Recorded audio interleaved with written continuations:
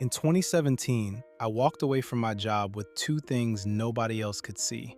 People called it crazy. They said it was risky. What they saw was a guy quitting a stable career.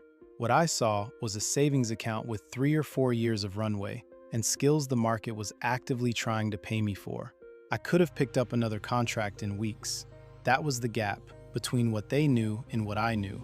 I called it a mini retirement. 3 years of jujitsu, reading, biking around Atlanta. No client work, just exploration. By 2020, the money was running low. So I built trends.vc.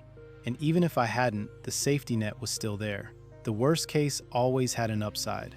I could have stayed on the original path and reached financial independence the traditional way, but I would have missed those years.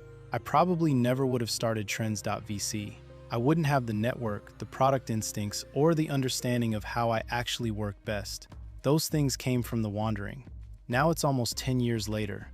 Companies are cutting engineering roles. The market that couldn't hire fast enough is pulling back. The backup plan I kept in my pocket, software development, is under pressure from every direction. The skill that felt like a guaranteed floor is now accessible to anyone with a laptop.